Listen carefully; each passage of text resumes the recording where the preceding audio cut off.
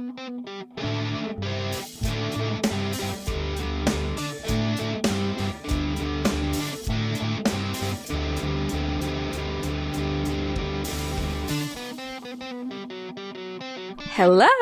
my name is Gray.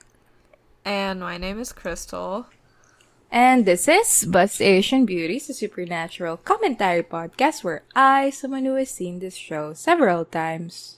And I, someone who only knows the show through social media, discuss every single episode of Supernatural from start to finish. Also, we are both Asian. Both Asian. So this episode we will be discussing Season 4, Episode 9, I Know What You Did Last Summer.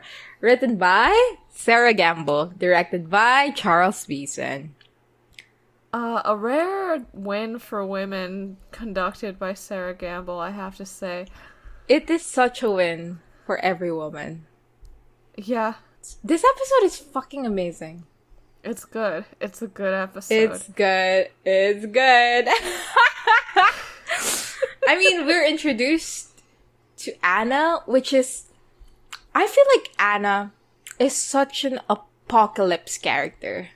Like, here in Supernatural, she could have only existed in Season 4 and 5. She is such of her time. And it's... Yeah. I don't know, well acted, well everything. It's wonderful. I mean, like... I feel like if Cass had left after Season 5, we would also say Cass is such an apocalypse character and he only could have existed in Seasons 4 and 5. He changes a lot the evolution, to fit the rest of Supernatural. I feel like Anna could have stayed, but they hated women. Yeah. But from what we get in Supernatural, like, she is such... Like, I think of Season 4 and 5, and Anna is a big part of that. You know what I mean? Yeah. Like, yeah, she is a substantial part of what makes these seasons good, I feel. Mm-hmm. So, I really like her. What can we say? I really like her. Yeah. And it's such a good introduction for her character. It is. Yeah. We will get into it once we start talking. Yeah. But, I mean, the other part of this episode that is really good is how Ruby is hot. It's how Ruby is so fucking hot, it's unreal. Yeah. Like, is Genevieve Cortez a good actress? Is Ruby really fucking hot? And a compelling character? Yeah. Anyway, so... Crystal, what Yes. did you know about this episode before going in? So I knew that it would open on Anna in a psych ward drawing pretty pictures, and that we would see Ruby in the first time in a while, and that she and Anna would meet, and that we would get, like, the full Sam Ruby backstory flashback with, like, her being in several different bodies, and saving Sam's life, and then becoming his mentor, and then them fucking. And I also knew that Cass and Uriel would show up to take Anna back. Did you know that this will end with a to be continued, or? No, I think I got, like, 409 and 410 kind of squashed together. But I don't know. I guess I knew that they had to be separate episodes because, Dean and Anna have to fuck next week. But, yeah, I did not know it was going to be a to be continued. I thought that, like, her being an angel would be revealed in this episode, but it's not. Do you even fucking remember the road so far? The road so far is 1.5 minutes long for no particular reason, so long. because all we get is just a summary of Season 4. Like, that's it. Yeah. When was this aired? November 13. Oh, like, are you saying When was was the there last a episode aired? hiatus? No. Nope, there wasn't. No. They just did this for no reason. Yeah, for funsies. Well, I guess this is, like, where the plot picks up. So that's a reason. We start the episode with this woman who is a redhead. I mean, that's gonna be... Supernatural loves a redhead. They fucking love when a woman has red hair. Have we ever seen a man with red hair in Supernatural? Huh. I don't think we have, and I don't think we will ever. Yeah, I guess men with red hair can only be Crowley on Good Omens. Is this your attempt of putting Good Omens into this podcast? Oh, yeah. Yeah, I know that there is antagonism between the two fandoms on Tumblr, and I will always be on Good Omens' side. Sorry, guys. There is? Between Supernatural and Good Omens?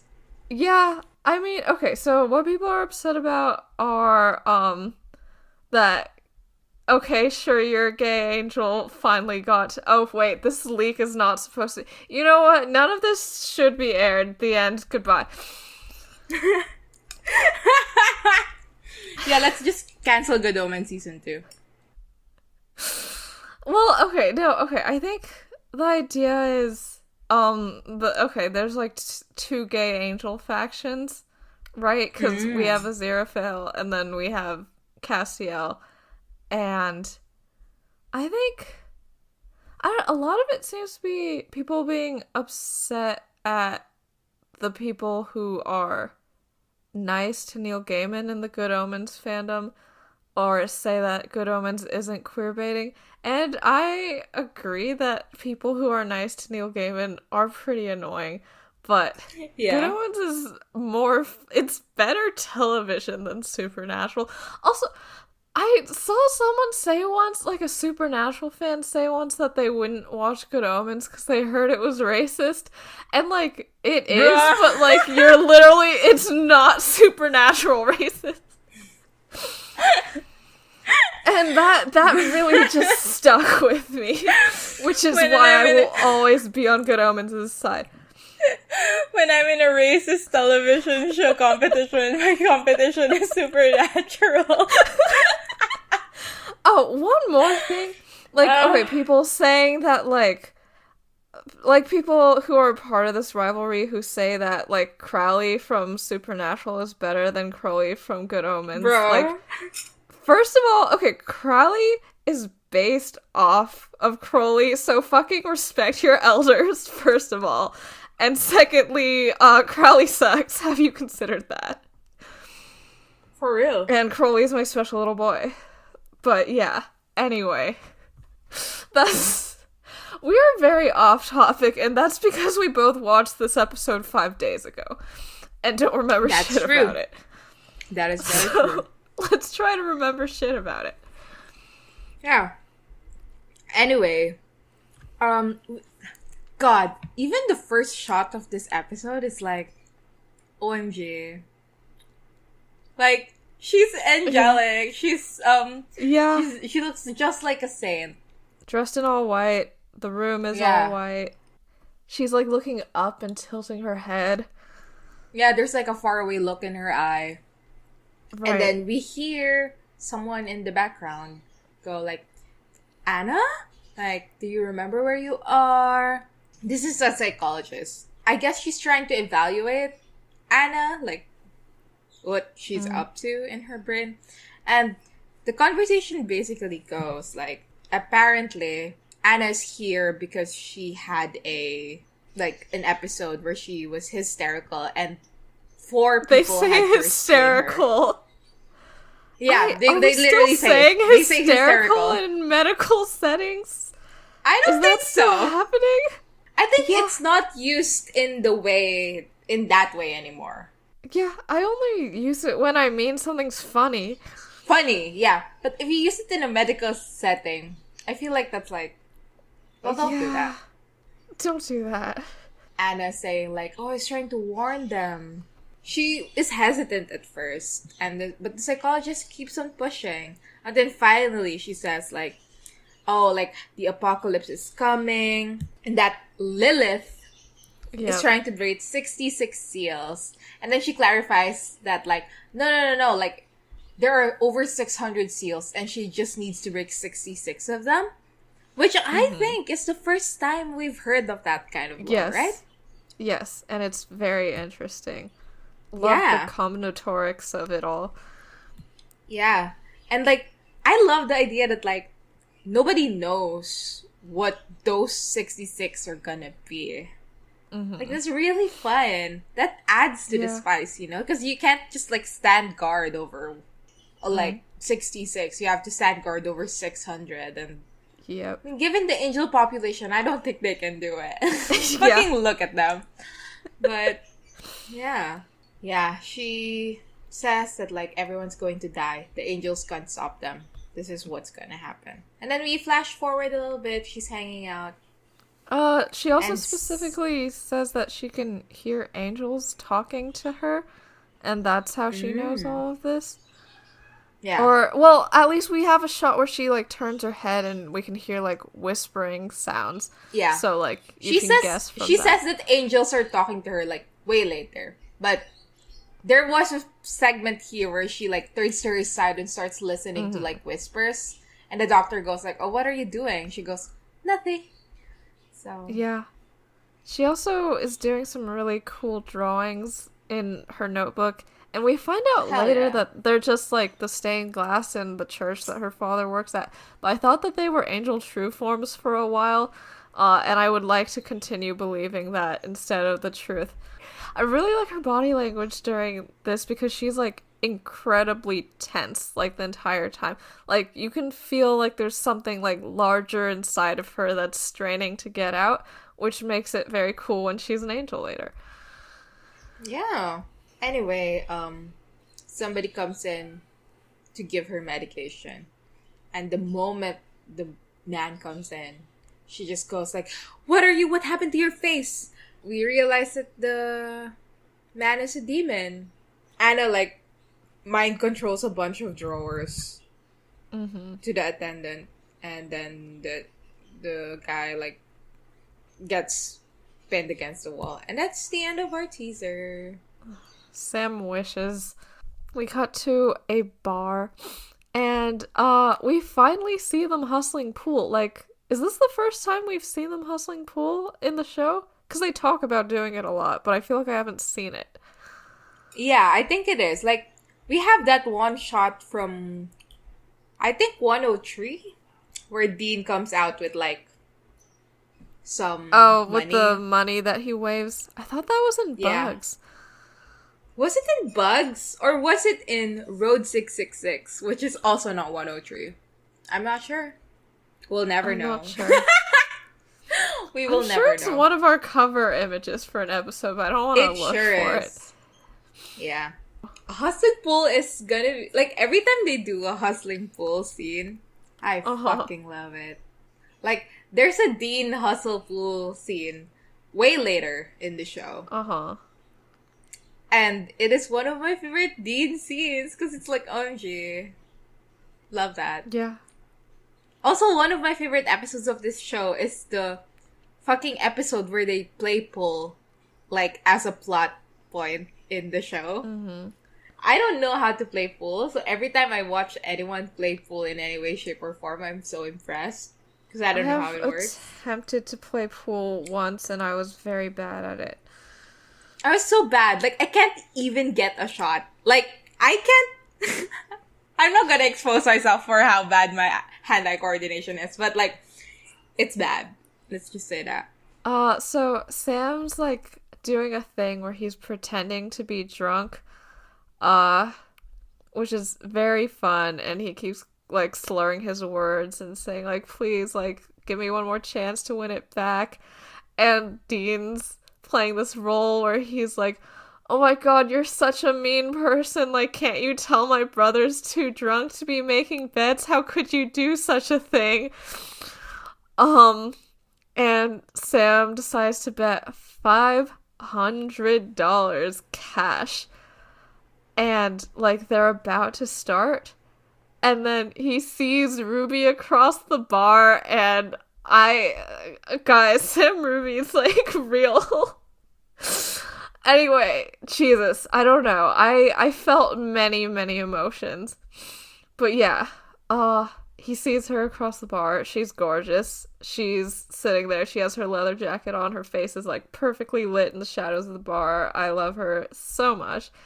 And he just immediately, like, he goes, keep the money, and leaves. Like, he loses $500 to talk to her. And I know it's because it's, like, an emergency and she's not supposed to be here, but have we considered that they're in love for real? Yeah, but also, love or not, I'm not letting go of $500. You're insane if you think I will. I mean, they have their fake credit cards most of the time anyway. That's true. If you have fake money, why do you need real money? Just use the fake money. Yeah. I mean, some places will only take cash. That's true. And you know what? Those are the best places. Including the Roadhouse, right? Doesn't Ellen have a thing? Yeah, where she's like, I know all hunters have fake credit cards, don't try me. Good for her. I hope she comes back, but she won't until season 5, and it'll just be to die. Sorry. And then for to die. Yeah, R.I.P. You know, they go over to talk to Ruby. Dean's very like, blah, blah, blah, I hate you, go away, why are you here? Whereas Sam's a lot more receptive. And, you know, Ruby stays within, like, Dean's rules or whatever, and she just says, like, I'm just here to deliver some information to you, and then I will leave. And she tells them about how Anna escaped from the psych ward yesterday, and a lot of demons are trying to hunt her down, and they want her to be captured alive, which means that this is a pretty big deal. Sam's like, okay, let's check it out, but Dean is against such things. You know, Ruby snaps a little and just says, like, you know, just do whatever the fuck you want. Like, whatever I told you, I'm done. And Sam's like, okay, wait, just tell me the name of the hospital. And we cut. Dean is so fucking unbearable. I hate him so much, it's unreal. Yeah.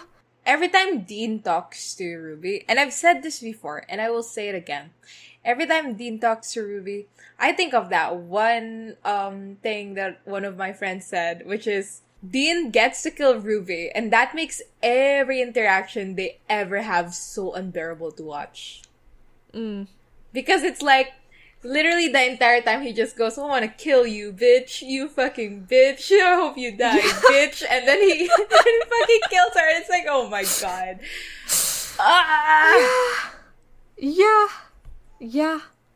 Yeah. However, sadly, this is the scene where I finally have given up on Genevieve Cortez being a good actress. 'Cause... That's true. Like, something about the scene, like, she's really bad in it. Because it's like, Dean's, like, talking and being, like, a shithead to her, right? And then, like, the camera's cutting to her reactions. And the thing is that every time the camera cuts to her, she is actively reacting. Like, her head moves about 1/3 the width of the screen in, like, a front each time the shot is on her. And it's like, I don't know, have some subtlety. Just, like, glare a little. Yeah, Jeanne is not the best actor we have ever seen. And you know what? She might be the worst. She's so bad. Like, I'm so sorry. But, I mean, maybe we'll warm up to her. The thing is, like, if this was just her, like, if she started out as the Ruby, it'll probably be okay. Because we'll just be used to, like, oh, this is Ruby. But because we have, like, an idea of what Ruby was like with Katie Cassidy, who, by the way, so fucking good. Like, she was amazing in that role.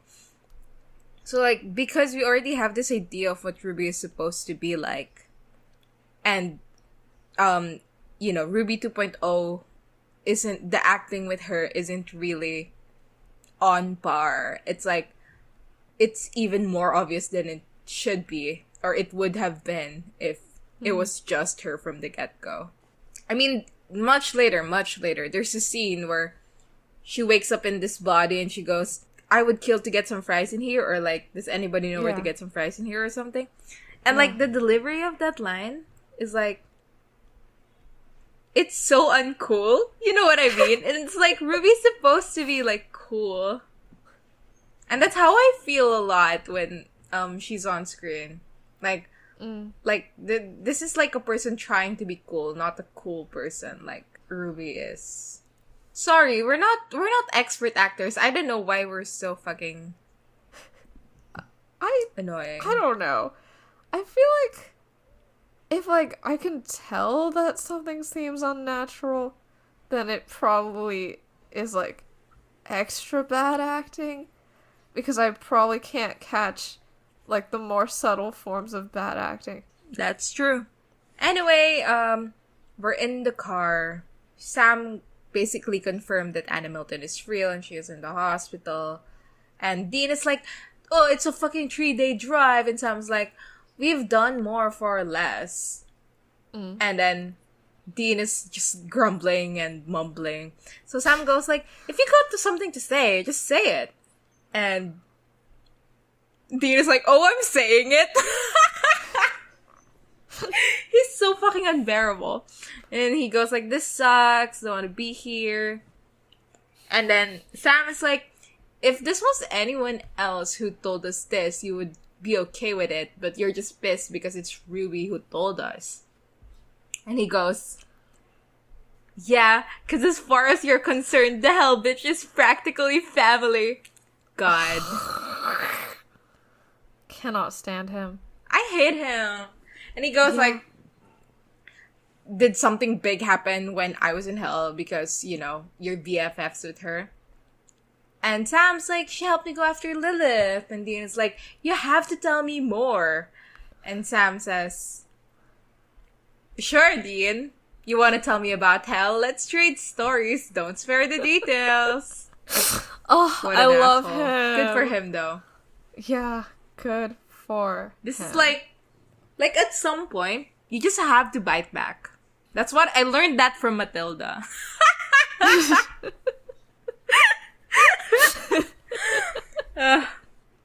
So, like, Sam's looking out the window all pensive, and then we go into a flashback, and it says it's 6 months earlier, which means that, yeah, okay, so the math is Dean was in hell for 4 months, and then we're on the 9th episode. Each episode is a week in real time, so it's been 2 months since he's returned, so this is, like basically right after he died, then, is the implication. Okay, so Sam's summoning a crossroads demon, and he's very noticeably drunk and doing really badly.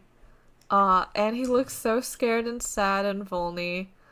And he starts, like, yelling to the air, like, come on, where the hell are you? And the demon who appears is a man. And I do think that this guy is gay or something. Yeah, like, and I mean, we have all heard the story behind this, which is that Sarah Gamble wanted Sam to be bisexual, and that's why the fucking Crossroads demon is bisexual. Wait, that's... I mean, like, is a man. This? Yeah. He's bisexual. Wait, like, okay, I knew that she wanted him to be bi, but I didn't know that that inspired this specific thing. No, like, that's the reason why the Crossroad Demon is a guy. Yeah. Okay. I think, you know what, I could be spreading misinformation. Yeah, like, sometimes I say things on this podcast that I saw on a Tumblr post, like it's real, true facts, but, like, I saw it on a Tumblr post, We're fucking talking about Supernatural, like, who even give a shit? Yeah. Okay, yeah, this isn't gonna ruin Sarah Gamble's life if it's untrue. And I mean, didn't Eric Kripke say? Well... Didn't Eric Kripke say that she has, like, a sick fantasy because of this? That's where the quote's from, right? Up for, like, the... And it was I real? looked it up, and, like, it seemed to be taken out of context. Like, I think he was talking about how she liked when Sam got tortured a bit or something. Well, don't we all? Which, you know, good for women. God, there's a scene in season 12 where they literally burn Sam's feet. so graphically on screen. And I was watching it and I was like, girl, what the fuck is this? What is There's this? Something for everyone. Yeah. Okay, right. Because I was like, this is the first Crossroads demon that we saw that is a man. Like, before it was all sexy women and then, like, a little girl who, like, talked to Bella. And Azazel is a yellow-eyed demon. He's not a Crossroads demon. So, yeah. I was like, it does seem meaningful that he's a man. And according to Tumblr, it is because Sarah Gamble wanted Sam to be bi. Hell yeah. Hell yeah. And he appears standing, like, under a streetlight, which kind of looks like a halo, which I thought was very fun. They have, you know, a conversation where the demon's taunting Sam about Dean's death and then tells him to, you know, put down the knife so that he can't hurt him. Also, at some point, Sam does the famous shot where he, like... where he, like, lifts his arms, spreads them out, like, come at me, but, like, it also is, like, part of the Sam crucifixion universe. And he's in his Carhartt. It's a good shot. So... Sam has not set any devil's traps, because he just wants to make a straightforward deal. But the demon goes like, well, this sure is a cycle, and also no. Did you mention the knife? Yeah, that he puts the knife down in front of did you mention how fucking sexy it was? Okay, yeah, it was... Sorry, I didn't mention that part. I apologize to our audience for this grave misstep. It was very sexy when he did that. It was so fucking sexy, yeah. He, like, makes a face, like a growly face. You know, everyone who's like, Sam is such a dog boy. Like, I get it. Is Sam a dog boy or is Sam a wolf boy? No, he's a dog boy. Okay. Yeah. He is literally like golden retriever boyfriend material. If he was like slightly less broody and slightly more well-adjusted. Yeah. Sure. Maybe. He did run a dog over once, though. Like, do you think that precludes one from being a dog boy? Yeah, and then he fucking fucked the dog's owner. Like, life is good, buddy. He didn't fuck the owner. Amelia wasn't the owner. She was just Amelia. Working at the vets. No, she was working at the vets. And then they owned the dog together. Because you ran this fucking dog over as the vet or the vet's receptionist or someone, I demand that you pay penance by taking this dog in and becoming its dog owner. Which is an insane thing to say, but you're right. Eventually they co-own the dog. Yeah. And then he died in her cervix. That's still such a funny fucking thing. Like, it's so funny. Literally. Sam was a military husband. Yeah. Good for him. So, he stabs the demon in the hand with the knife, which is pretty hot. And, you know, he's shouting that he doesn't want any time, he just wants to trade places with Dean. And it's a fair trade because Lilith wants him dead anyway. And, like, he's really, really shouting here. Perhaps it's bad acting, but I was taken in enough. Oh, the demon's like, you know, it's not about your soul. In fact, like, Dean being in hell is right where we want him. We have everything exactly the way we want it. Which is a fun little hint about the breaking of the righteous man being the first seal. Yeah, the demon says something about how, like, just, you know, go ahead and kill me. And we cut away before we figure out what Sam does. But I feel like he probably did kill that guy. I think that's the implication. Yeah. Which makes it really weird when he cares so much about vessels, like, one day later. Well, I don't think it's one day later, but, like, well, he runs into Ruby, like, he's coming home from this, like, he's in the same outfit and he's still, like, drunk. It's, like, but the training same day. isn't one day later. But he demands that she, like, leave the secretary vessel the night that they meet, which is this night after he comes back home. What caused that, by the way, do you think? Caused what? Like, what was the reason why he was concerned about that? I mean, I heard from Tumblr, so who knows if this is correct, that, like, Jen herself was like, we need to establish that there's not a person in the vessel. No, like, I get that. Oh, okay. Like, I get the meta reason why this was a concern.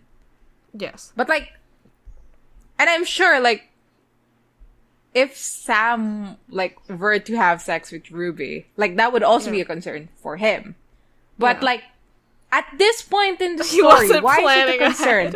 Because, like, I don't think Sam was like, we're gonna fuck it out raw later in, like, 15 minutes. You know, like... Right.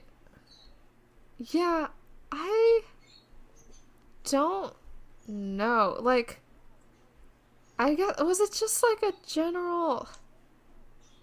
Like, okay, like, if you want me to trust you, like, you need to prove to me that you care about people sort of thing. Yeah, that makes sense. We can run with that. But really, it was because so they can fuck. Yeah. Perhaps he was planning that far ahead. Who knows? That's true. Like, we don't know if he could have had feelings for her in season 3, as far as we know. Aw, I love romance. Yeah. Fucking love it. I hope everybody becomes a demon and then fucks each other. Yeah. I've heard you talk about Succession so much in my life that every time you say romance, I think you're going to say Roman. Are you Roman Roy? The extra, the sound at the end, and I'm like, oh, new word. I'm completely over Succession, but mostly because it's over. Which makes it so fascinating to me that I'm still talking about Supernatural. Like, and it is also over. And yet, here we are. Well, back in my day, aka the present, we have Sam and Dean arriving at the health facility. And they're asking about Anna and how she escaped. And, like, they're saying that... do we need to... should we discuss, like, okay, like, Sam was so against Dean sacrificing his life for him. Like, what's Sam's motivation for trying to do this with the deal? I don't even know. I think he just feels guilty as all hell. Yeah, Typical Catholic. Drunk. I mean, well, we find out later that he is just suicidal. Like, this is maybe just part of that. Like, he's like, well, at least I'd be able to do something. Like, I want to die, and if I'm gonna die, then, hey, at least get Dean out of hell about it. Yeah. Yeah. I never know what's going on in Sam's head. Like, I feel like, haven't you noticed that, like, whenever we discuss an episode, like, we will spend time analyzing Dean's motivations, but every time Sam does something, I just go like, okay, well, that's Sam. He did a thing. Typical Sam behavior, Typical Sam behavior. Doing things on the television. Which is so weird of, like, because the Supernatural writers and marketers still view Sam as the main character. I really don't think Supernatural. No, like... when they talk about Supernatural, Yeah, when they talk about Supernatural, they talk about it like Sam's the main character. But they never treat him like he's the main character. The person is saying, oh, she knocked out the guy, like, so cold that he has amnesia now. I don't know why I find that so funny. Dean even makes a comment like, oh, like, the guy's got, like, 80 pounds in her, and, like, okay. And they're saying that she planned it. And also, they're saying that 2 months ago is when, like, her schizophrenia started. Right. So, yeah. Which is perhaps an important time, given that is when Dean rose from the grave. Yeah. And, she was saying that demons were everywhere. Sam receives the notebook that she was drawing on. Mm. And they realize that what is in this fucking notebook, like in one of the pages at least, is the Samhain situation. Like the Samhain seal. From, what the fuck is that? I'm Not the Hammer As You Say episode? What's the title of that one? It's The Great Pumpkin, Sam Winchester. Yeah, The Great Pumpkin episode. And then they do this thing where Dean is like, oh, it's the Revelations. And the doctor was like, there's no pumpkins. There's no jack-o'-lanterns in Revelations. And it's like, why are we doing this? The psychologist was like, Anna's father was a church deacon. And that's why her, like, delusions are religious in nature. So, Sam and Dean take this as a hint to go to Anna's parents. When they do, they enter the house and... Well, we also learn a little bit more of Anna's backstory, which is that she was a journalism major. yeah. I only care about this because I was trying to do math to make it so that she and Cassie could be in love. But, unfortunately, Anna is 22, and the latest Dean and Cassie could have met was Sam's last year of college. So, like, Cassie has at least 4 years on her, so that doesn't fit within my shipping parameters for age gaps, sadly. But also, like, Dean is about to sleep with Anna, and he's, like, what, like, fucking 30 by now? So... Bro. You do the stupid things when you're in college. Yeah. Like, fuck a guy who can get you a 401k, you know? Do you know what I'm referencing? No! The fucking, roommate of yours or whatever who was fucking a guy and you were like, wow, he should get you insurance. And then he was like, maybe I shouldn't fuck him anymore. Oh, right. Yeah, no. He was hooking up with a 27-year-old and I was making fun of him about it and he got quite upset. Sorry. Well, I feel like once I got to the, like, well, I hope you'll be able to support him, like, when he's in the nursing home bit, he was like, shut the fuck up, I already decided to meet up with him. Like, what? Why are you saying anything? Oh my god. People will date anyone. Like, people will fucking date anyone. It's wild. Yeah. Yeah. They sure will. I mean, look at me. Literally fucking anyone. God! Anyway. Okay. Mr. and Mrs. Milton are dead. Yeah. And it's a brutal scene.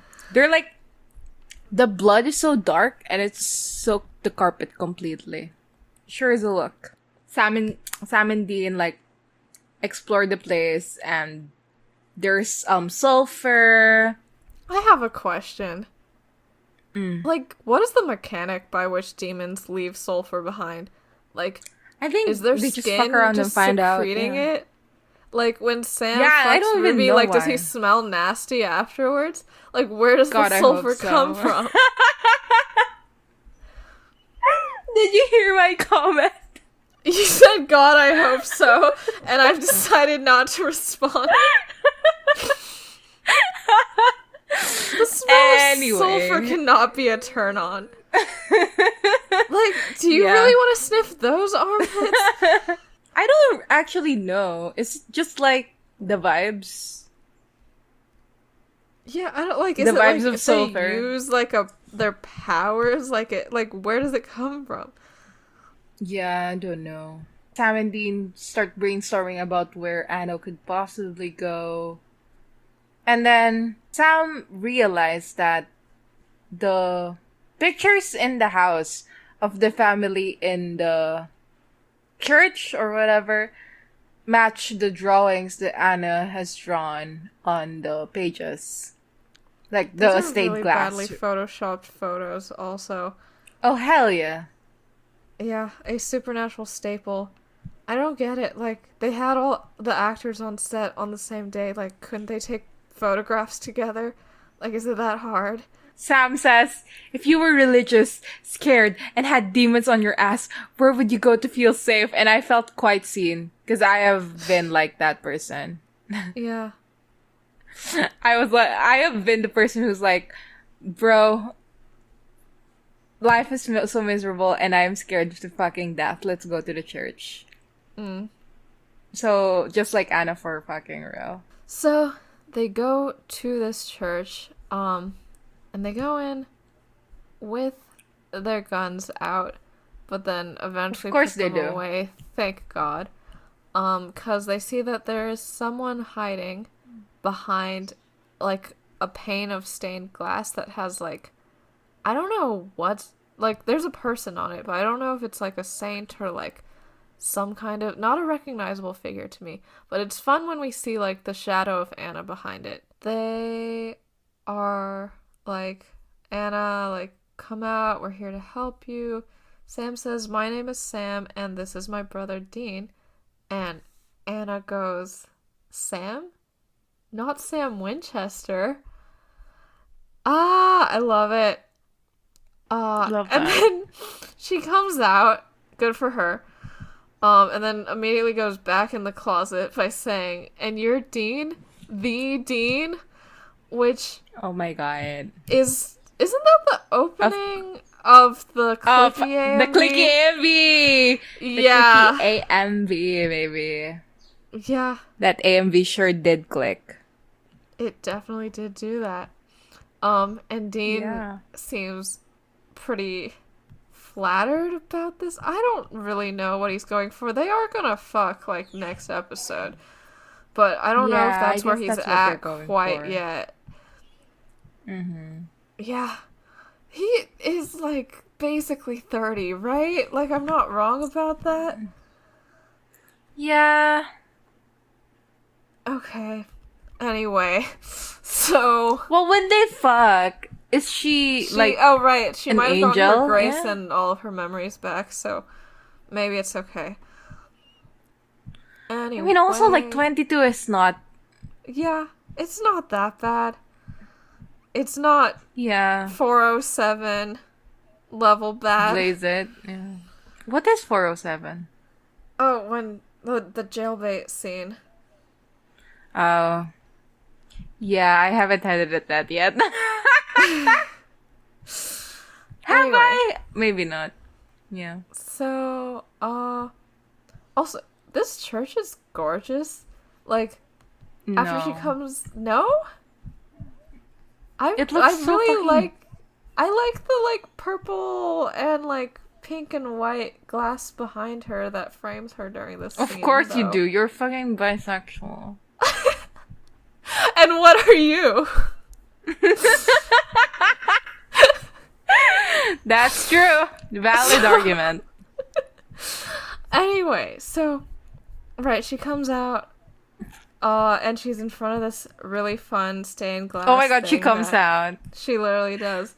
That looks like that modern art with, by which I mean there are rectangles of different colors behind her.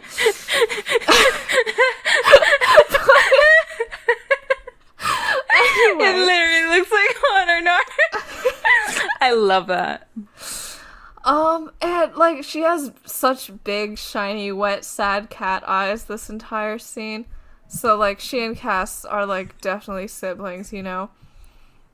Yeah. I was gonna say that earlier, but, like, it's such a, like, Cass and Anna, out of every other, like, angels in the show, are so obviously, like, I think Anna, like, the actress for Anna, may have seen Cass and went, yeah, that's how I'm supposed to act. And I feel like she's the only one who did that. Yeah. Yeah. Good for her. And like, Uriel a little bit. Yeah, Uriel's a good time. But yeah, like Uriel, Anna, and Cass. Foil to Cass in some episodes. I guess he can't act exactly like him. Yeah.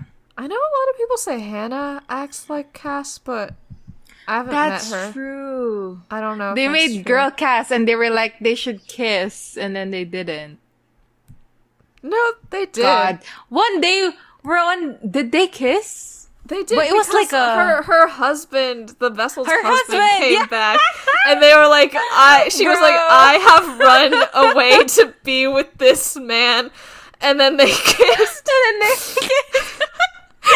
I dread the day when we have to do like Angel, like, what is like, the situation is this incest discussion? Yeah.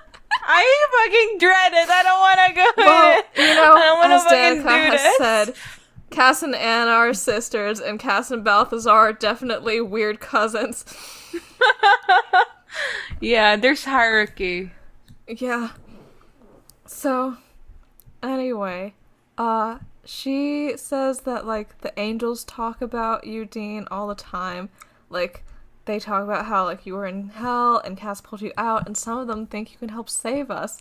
And then she, like, turns to Sam and goes, and some of them don't like you at all. God, so real. Poor Sam. Blow after blow. And she says that she feels like she knows them because of everything she's heard. First fangirl, I suppose. And, like, she explains that she can't talk to the angels, and they probably don't even know she exists. She just overhears them in her head. And then Dean... It says angel radio for the first time, and all the Destielers say that Cass got all the angels to call it angel radio, but, like, maybe Anna did it. She heard it first. And then she says that the voices started on September 18th. First words I heard, clear as a bell, Dean Winchester is saved. Hell yeah. Hell yeah. So they figure out that the demons probably want to get her so that they can hear in on the other side through her. And he makes, like, a joke about how she's, like, 1/900 angel, and she, like, actually, like, laughs at it a little. Like, they're establishing a dynamic where, like, Dean's jokey nature's helping her feel better in this moment of panic. I really hope that she's an angel again before they fuck, because or else this would be, like, the exact dynamic we complain about all the time. Yeah, that's true. Yeah. What the... Also, like, I will get it out there. Maybe, you know, it's one of those situations where it's like my preconceived notion of the show before I rewatch it kind of situation, right? Okay. Dean and Anna has always been so unappealing together, and I really wish they just didn't try with that. Or if they tried, they would have done, like, a slow burn or whatever the fuck. But, like, the fact that it happens, like, so quick, like, it was always something that I was like, don't like that. Well, at least she went back in time and fucked his mom. That's true. You know what? Like, the thing is, like, when I think of Anna ships, I don't even think of Dean at all. I think Anna Ruby and Anna Mary. So, like, you know. Yeah, like, I'm living my Anna's truth. Never I'm been living my attracted life. to a man before, like, in my mind. Yeah. Yeah. Like, what do you mean? Who the fuck is Dean? Her son-in-law? It's like triangulation of desire or whatever the fuck the Tamburinas call it. I'm so She mean. can't have her so fuck mean. her son. If you can't have her fuck the guy she hates so much, it's unreal. Wait, who's... This is for are we Anna talking about Ruby. Anna Ruby? Yes. Yeah. No, you're right. For real. At least we got a little bit of Anna Ruby in this episode. Oh my god, when she goes, she's not like other demons. I was like, oh my god, it's the start of something new. It feels so right to be here with you. What song is that? It's from fucking High School Musical. Oh, well, I never watched that. Oh, that's horrible. Is it good? It was High School Musical, and I remember vividly my sister putting it on the TV. Like, we had a DVD, and she was like putting it on the TV, and then she had to tell me, Gray, the songs are gonna be different in this movie. And I was so upset. And I was like, why don't they just use the songs from the last High School Musical? She was like, that's just how it is. It's gonna be different songs. And yeah, so it was that kind of experience for me. I see. Yeah. So she asks if her parents are okay, and they are both like, I don't know how to break it to you, but luckily, they are rescued by Ruby! And, you know, she runs in and says, like, okay, you got the girl, let's fucking go. Anna freaks out a bit at Ruby's demon face, but Sam reassures her that, you know, she's here to help. And Ruby says, like, a big-timer demon is coming, and we have to run. The demon was following Sam and Dean, so that's how he's getting here. And then Sam notices, like, you know, one of the most fun shots of Supernatural in general, which is a statue of the Virgin Mary, I believe, who is weeping blood. God bless. Mm-hmm. It's so good. It's so nice. I love it so much. Uh-huh. So, Sam shoves Anna in the closet. Boo. And he, like, is ready to fight with some holy water, but Ruby says, like, no, like, you have to just, like, exorcise him with your demon powers immediately when he shows up, or else we will die. And Dean protests, but Ruby just goes, like, now's not the time to bellyache about Sam going dark side. Love that line. So, you know, the demon enters, and we don't learn who it is until later, but it's Alistair. Or is it Alistair? Hashtag Alistair. Alistair. Sam tries to do the thing, and it does not work. Very sad. Like, his eyes turn, like, Alistair's eyes turn white when the smoke goes back into him, which is fun. But he says that Sam doesn't have the juice to take him on, and it's because Sam's been abstaining from demon blood for, like, a few weeks, right? After metamorphosis. Yeah, but it can also be just because he wasn't training. That's true. That is also part of it. And then Sam gets thrown down the stairs. Dean goes at him with the knife, but it is not working out. Also, Ruby runs into the closet with Anna. A win and a loss for lesbians everywhere. So, you know, Alistair's beating Dean up, and he says, like, knife. Don't you recognize me? Oh, yeah. I forgot. I'm wearing a pediatrician. And I laughed at that. I thought it was so funny. Yeah. What do demons look like in hell? Like, is it all just true face shit? Yeah, perhaps. What do humans look like in hell? Because they don't Their have soul? A true face yet. Okay. Do we have confirmation that souls, like, actually have a look? Because I feel like, has Cass ever said anything to Dean about how his soul looks, or is that just fan fiction? I mean, I think that's just fan fiction. But also, a funny idea I had was, like, because Dean dies and then he goes to heaven. So, like, we can say that that's his soul. And, like, everyone who was in heaven, basically, like, Bobby, for example. Yeah. How he looked like when he died is how he looked like in heaven, you know? Right. Yeah. But Sam dies at like age 85 or whatever. And then he shows up in heaven looking like 37. And I find that so fucking funny. So his true form is his 37-year-old A 37-year-old, yeah. Okay. That's when heaven decided he peaked. Yeah. Okay. I think, okay, my current idea is that humans probably look like themselves when they go to hell. And then, like, the torture and slowly shit fucks them up so much that their true face is just, like, their face but grievously injured. Yeah, that slays. Yeah, that slays. Anyway, so, he says, like, we were so close in hell. And Dean says, Alistair. Or Alistair. Oh, what the fuck? Whatever. He says that guy's name. It's okay. I say that one guy's name like weird too. The fuck's his name? Azazel. I go Azazel. It's okay. Real and I do call true. Castiel Castiel. So I mean, that is Castiel. It is Castiel. Yeah, so the knife is on the ground, but Sam has gotten up the stairs, and he stabs Alistair in the chest with the knife. And it just does not work.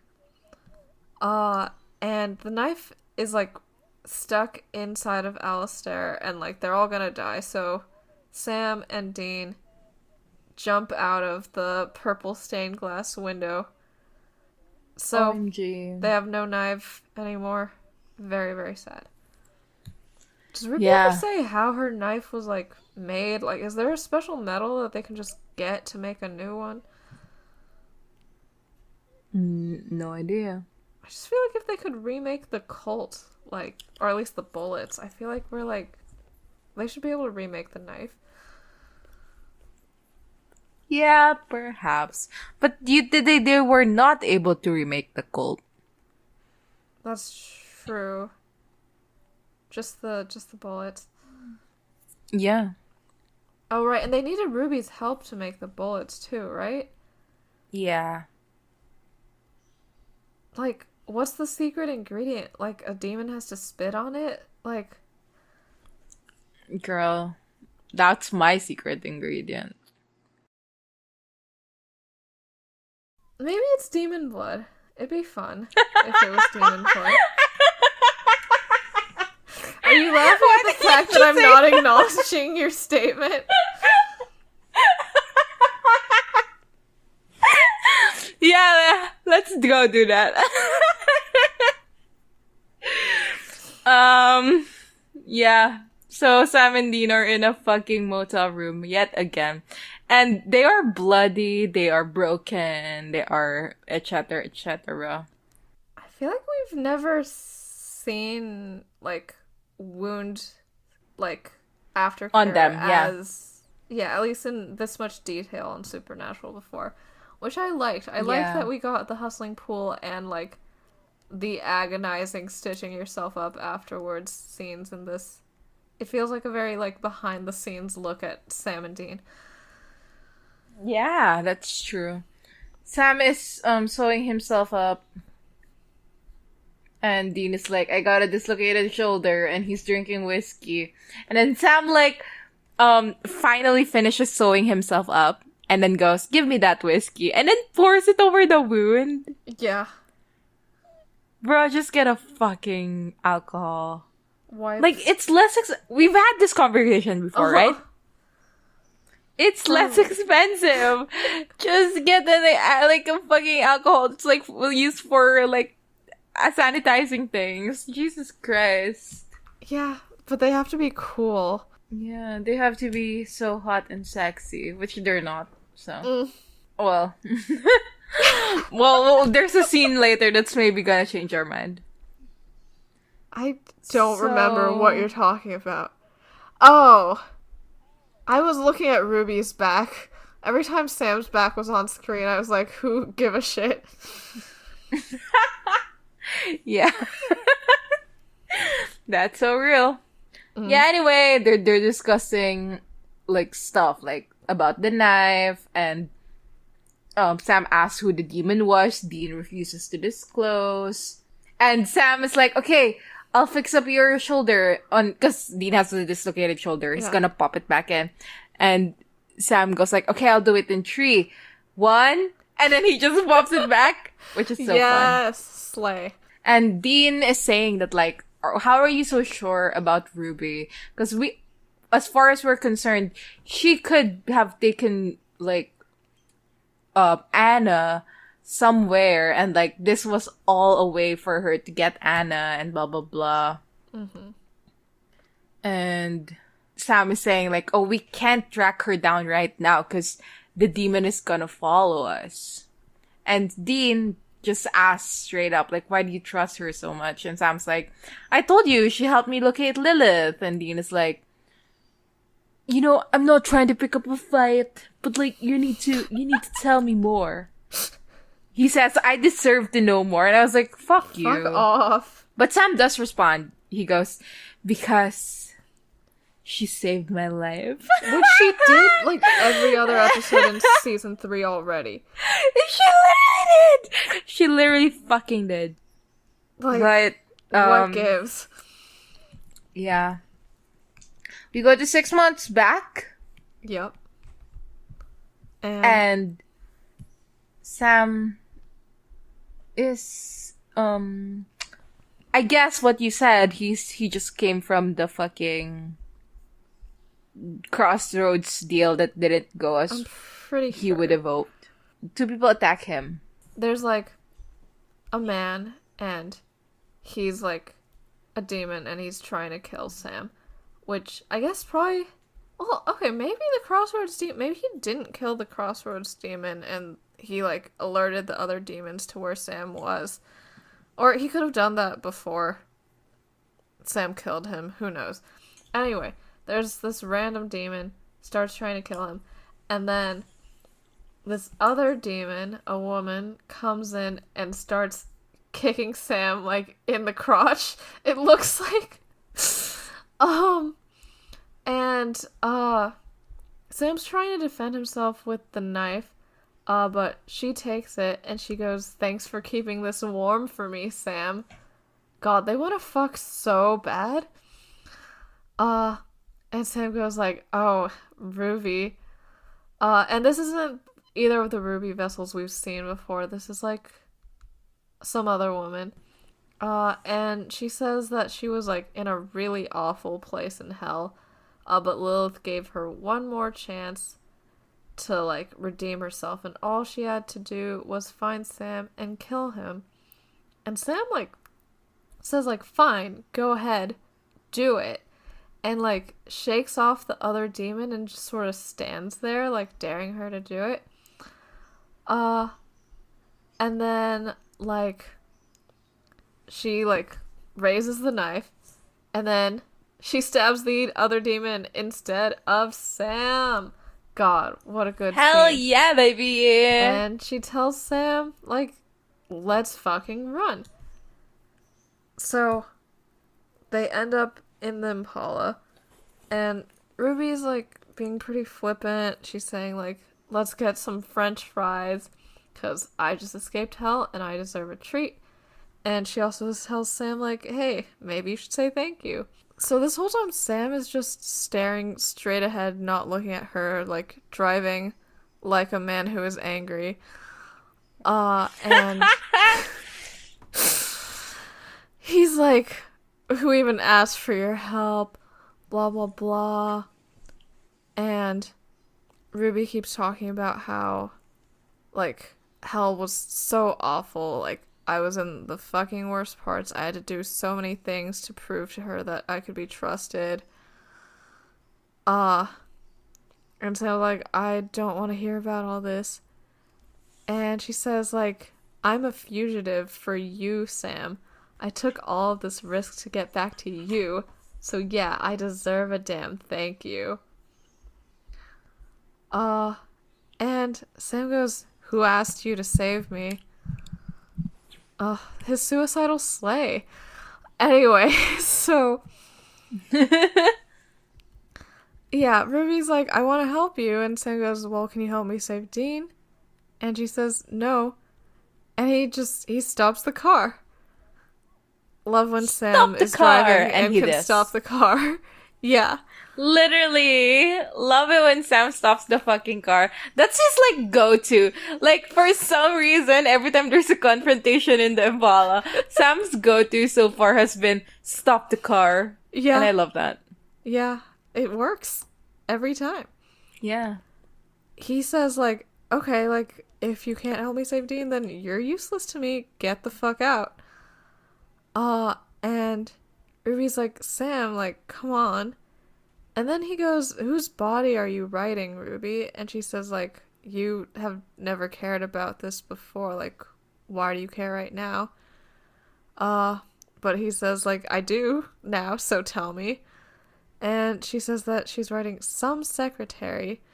And Sam says that Ruby will have to let the vessel go, or he will send her right back to hell. And yeah, as we've discussed earlier, no idea why he cares about this now, like, from a Watsonian point of view. But, you know. Yeah. Whatever. But I'm glad they had the presence of mind. Yeah. To do this. Yeah. Yeah. Like, by they, I mean, like, Sarah Gamble, yeah. We're in a hospital room, and there's the, like, prettiest, hottest Jane Doe to ever exist. Ruby really did choose this one. So basically there's, like, a woman in a coma who is Genevieve Cortez, and there's, like, Jane Doe on the bed, which means that they can't identify her body, right? So, like, there's no one looking for her as far as we're aware. And the doctor's like, okay, let's pull the life support. But as soon as that happens, she sits upright and she goes, who do I have to kill to get some French fries around here? Which you said was bad acting. I could not tell much that it was bad acting, but you're probably right. You know what I find so, like, fascinating? I mean, it's like, you know, I hesitate to be like, oh my god, trans allegory, whatever the fuck.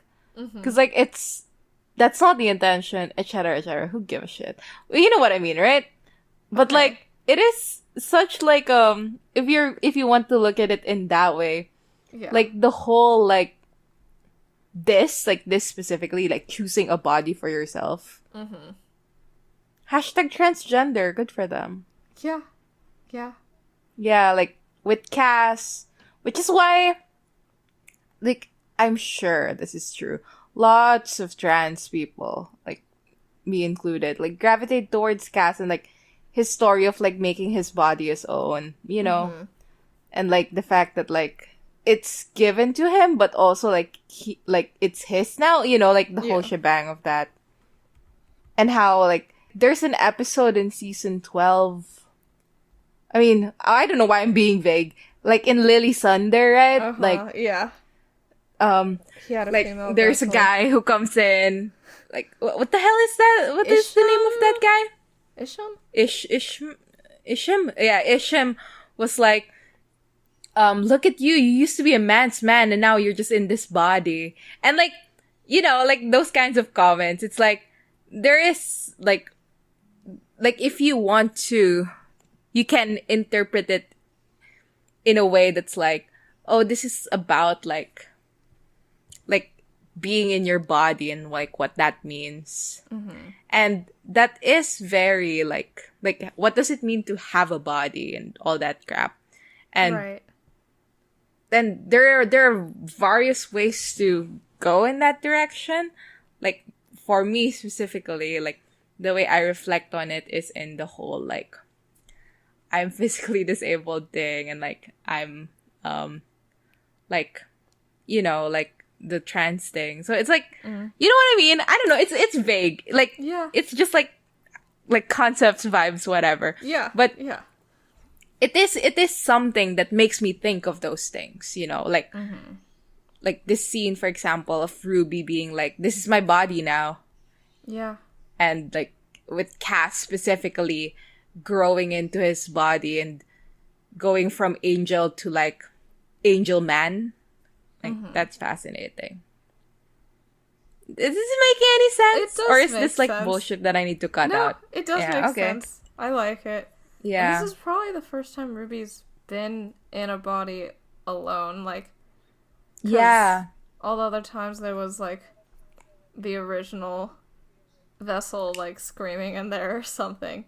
So yeah, I wonder if it is an emotional thing for her. And I wonder if she would have even hit on Sam if she didn't feel like she was at home in her body. Yeah. There is also the aspect of like, how do demons choose, or like angels choose which body? Yeah. Like, you know, like the concept of like gender as like, is it something that you experience outside of the body? Yeah. And like, you know, stuff like that. I think it's interesting. Also like race. And like oh, that's true. Yeah. Like, is Hannah's second vessel like brown face, or like what is the deal? You know? Yeah. It's so fascinating. Right. At least with demons, I just assume that they have an original race, and I just assume that Ruby was once a white girl. Which makes it interesting when she possesses a black woman briefly in this episode. But yeah, I don't know. Stuff to think about. Yeah. I think that's the difference, because with a demon, it's like they may be going back to what they were like as humans versus the angel equivalent of like, but they didn't have that. So it's like, it's everyone. Yeah. And although there is the like the whole linearity of bloodlines with the angel shit. Thing, right. So yeah, I feel like the way I think about it is like an angel's race is just sort of like the race of the vessel that holds them best. The lineage. Like, yeah, but like that's a whole family, and there are people different like races and ethnicities. Yeah, within races that in family. there. Yeah. So yeah, hard to know, hard to tell. Hard to know, hard to tell. Interesting to think about. Yep. Anyway, Ruby comes in. She's like, new Ruby, you know, Ruby 2.0. Comes in at like Sam's store, and he's like, oh, what are you doing here? And Ruby's like, oh, I'm in a body that's just all me, baby, 100%. Nobody's in here. And Ruby goes on to say that she really can't bring Dean back, but she can get Sam Lilith. So Sam is like, oh, you want me to use my psychic powers? And Ruby is like, yeah, I know it spooks you and I know it's scary. And Sam's like, no, I don't give a shit. Like, let's just go. Let's do it. So Ruby tells Sam that he can't just go barging in. He needs to train. And Ruby goes like, with a little patience and sobriety, promise me that, and I will teach you everything I know. And then the next scene is like, they're back in the hotel room. Dean is saying, what'd she teach you? And Simon goes, the first thing I learned, I'm a crappy student. It's so fucking corny. It's really corny. This dialogue is so corny. I hope we all die, and we will. Thanks, Willwood. Thanks, Willwood. Thanks, Will. So, Sam and Ruby are now in a room with a demon who is sitting on a chair, tied down, devil strapped, the whole shebang. And basically, Sam is just trying to exorcise this guy, except it's not working. Like, it's working a little bit, but it's not working enough.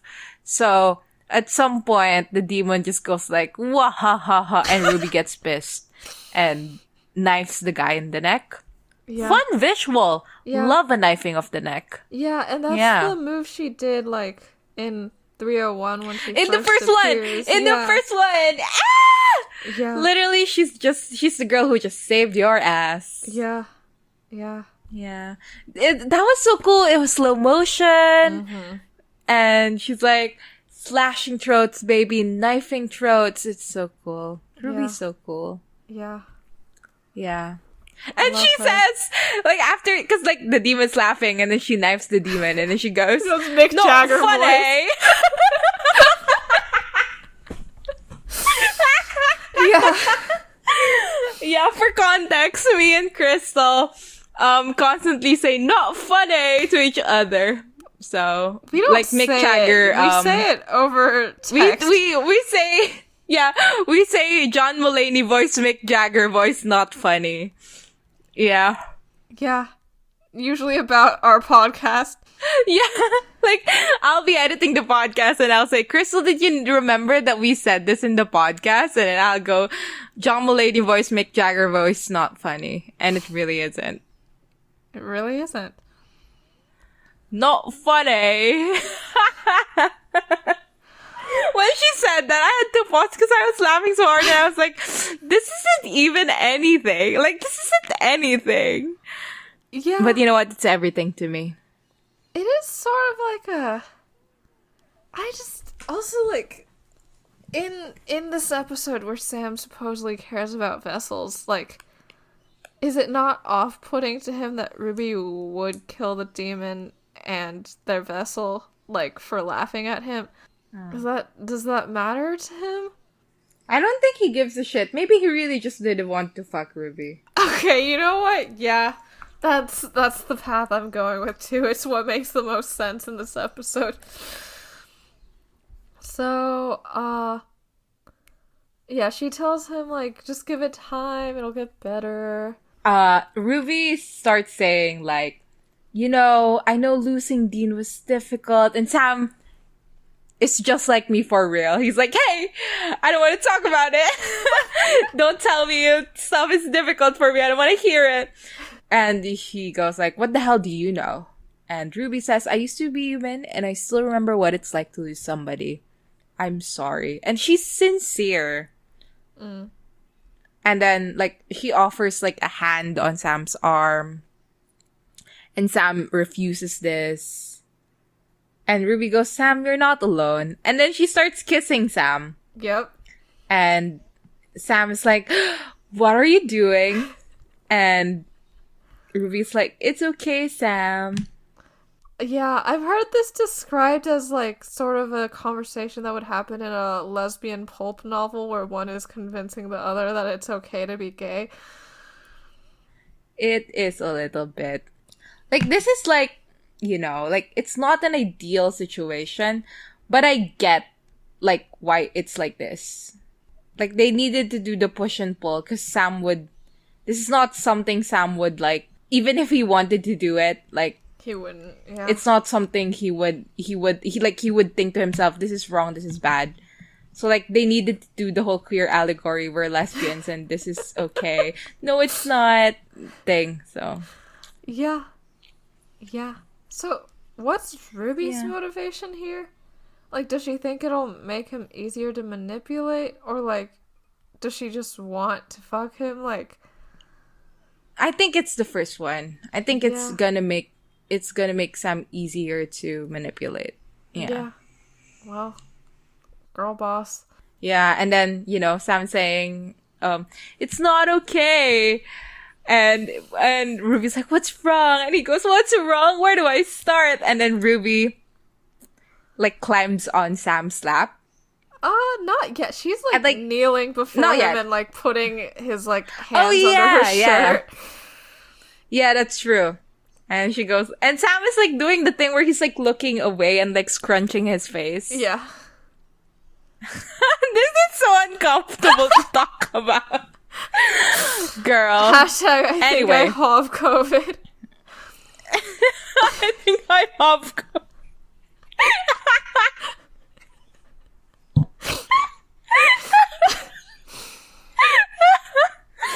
Anyway, yeah, Ruby's going like, oh, is it because of the body? And it's like, she goes, it's only inside of here. There's no one else. And it's nice inside this body. And she goes, soft and more. It's a whole thing. And Sam's like, what are you doing? And Ruby goes like, and then she climbs onto his lap now, right? Yeah, I think, maybe. I don't know, it's blurry. Ruby goes like, is it because you're scared to go there with a demon? Because it's wrong and it's bad and we shouldn't. And we shouldn't. And then Sam just goes like, ugh! And then grabs her face and like they start making out like it's the last thing they're ever going to do with their lives. Yeah. Yeah. And you know, shirts are flying off. She's not wearing a bra. Yeah, exactly. What the hell? Does she have like pasties on? Like, probably. It's a tight shirt. But you know what? That shirt was tight and there was nothing in there. Yeah. Yeah. Yeah. I would love to say, I hate how I worded that. I would love to say,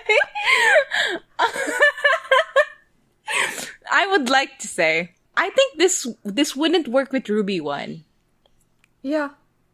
I think the reason why the scene works so well is because Jared Padalecki and Genevieve Cortez Padalecki wanted to fuck each other so raw and so hard.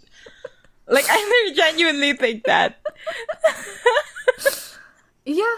You're right. I feel like, I just feel like Ruby 1 could not have really even pretended to have wanted to fuck Sam. Yeah. I don't think she did. Yeah. Yeah. But girl, Ruby and Sam, here now. Yeah. It's quite extended. We see shots of both of their backs a lot. Yeah. As they're like writing and such. Sam, like, where's that one, like, post about, like, not post, like, IMDb review about, like, oh, like, Sam has sex, like, so, like, rough, blah, blah, blah. And like, do you remember that one? Thing? No. Oh, like, no. and like on IMDb, Heart? we read the review. On Heart, we read the review. And one of them was like, this is my wife's favorite episode. And then there's a review on top of it. It's like, I know why this is your wife's favorite episode. Wait, that's how I feel about this episode. We finally get Sam's sex style revealed. We finally get to see Sam getting some, and he's rough and awesome. Not as good as his sex scene with Ruby, though. To the guy who says this is his wife's favorite episode, no freaking wonder, dude. Oh yeah, the story isn't too bad either. That's the review. Yeah. And you know what? Real. Okay, we need to talk about the thing we talked about prior to recording. For context, we tried to record this episode, like, 4 days ago? 5 at least. 5? Holy shit. 5 days ago, and then we just didn't. But we did talk about this sex scene. And Crystal was like, right, Greg, I spent so what do you long think is... being like, what's Sam's psychology during this time? Like, what do you think made him give in? Like, how does he feel about, like, having sex with a demon? Like, given, like, his whole demon blood arc, blah, blah, blah. And then, in the end, I was just like, well, if I was there and Genevieve Cortez was there, I feel like I know what I would do. It is what Sam did. Literally. I think the only thing it's in Sam's head is that this girl is hot. Yeah. R.I.P. And that was it. Yeah. And I mean, she is. Should we do the whole, like, oh, she's a demon, it's like... Right, okay, the implication is, like, it kind of turns him on that it's, like, wrong. No. I don't think it's that. I think, like, the implication is that, like, he feels a lot of guilt over this. But, like, I don't think so. Does he? I don't know. Like... Yeah. Like, has he started drinking demon blood at this point? No, I don't think so. Okay, so, like... Was Ruby like, hey, why don't we incorporate some blood play into sex today? Oh, and also, by the way, this will give you powers. So... Yeah. Good for her. I don't know. It's wild shit. Honestly, I think Sam literally was just like, bruh. Like, that's his only thought. He just went, bruh. And that was it. Yeah. Yeah. And, you know, who among us? Yeah, who among us?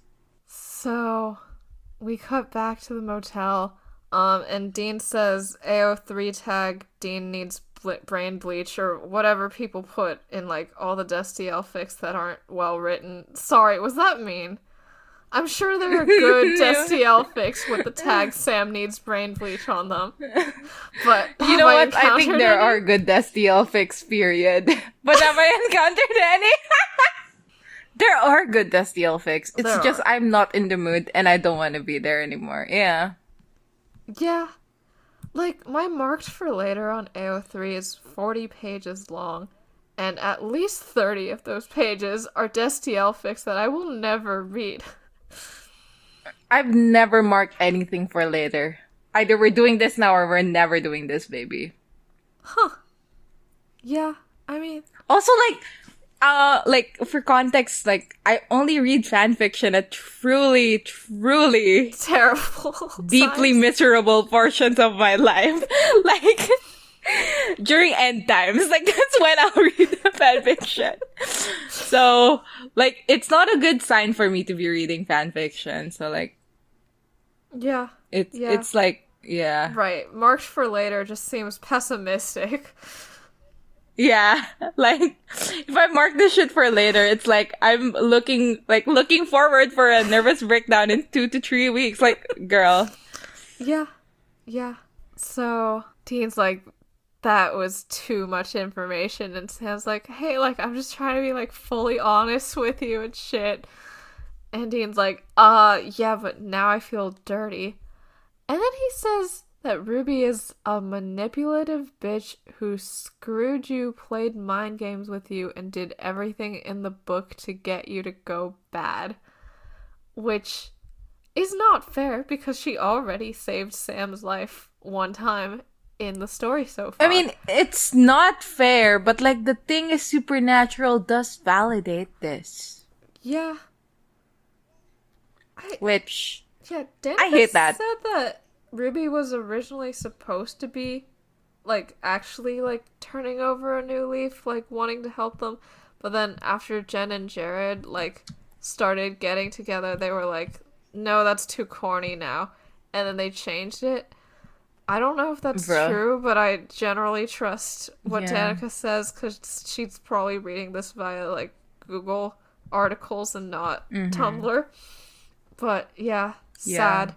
Sam continues, and he says, like, okay, so after that, it's like a little bit after that, I put together some omens that showed that Lilith was in town, and I wanted to go after her.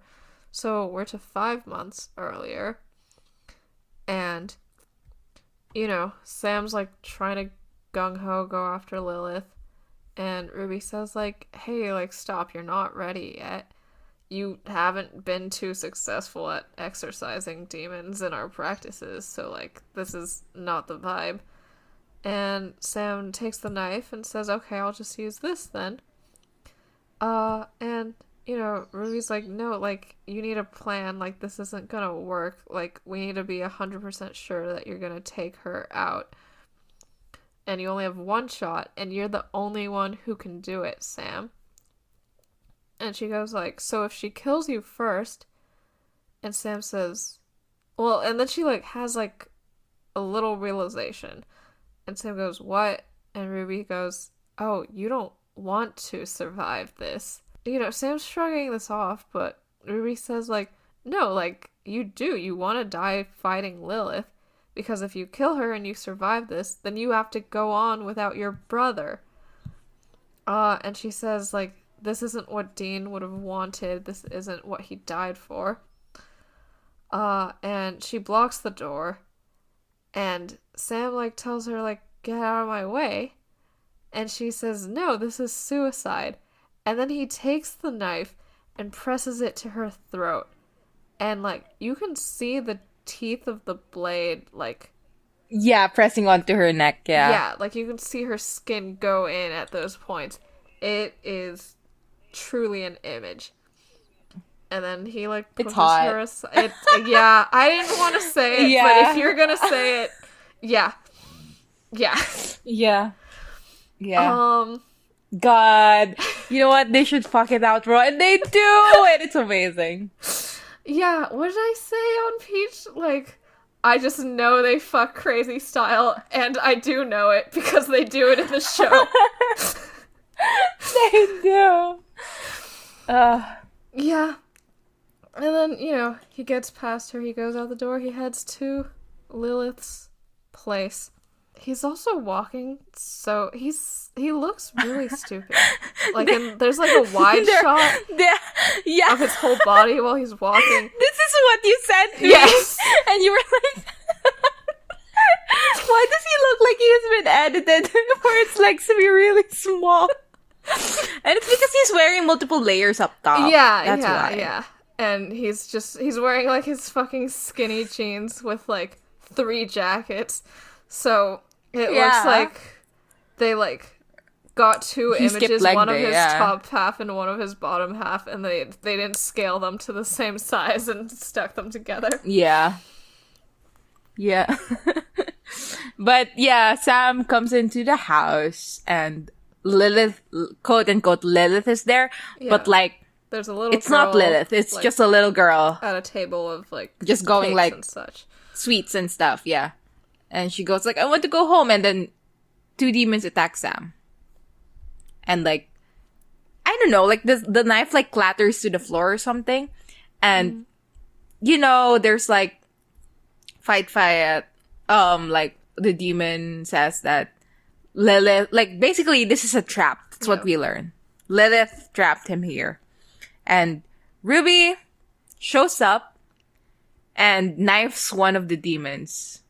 Ruby goes like, take the girl and run. Yes. Which was interesting to me because like... It's similar to Pilot it's like, and Home. Interesting observation. But like what I'm going more for is that we are more and more like establishing that Ruby does care about the people. Mm-hmm.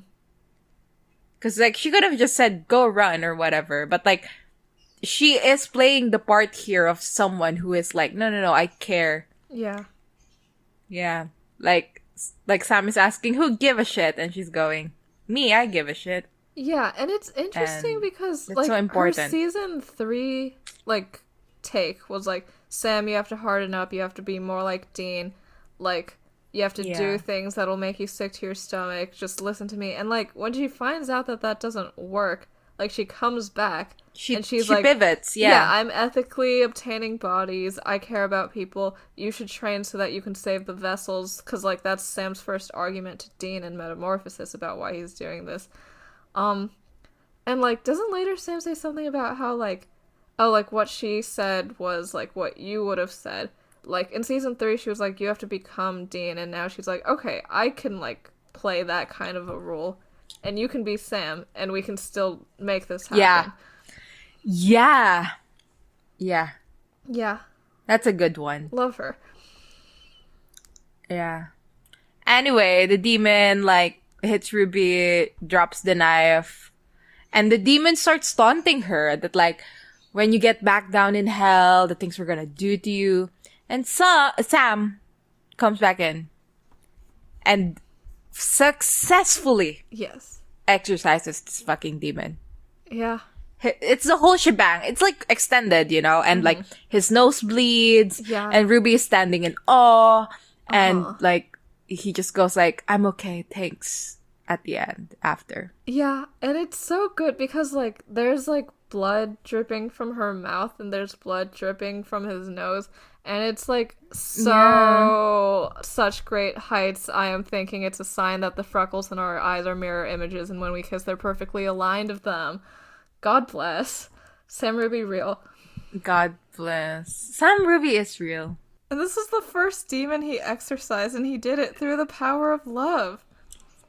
It's literally through the power of fucking love. Yeah.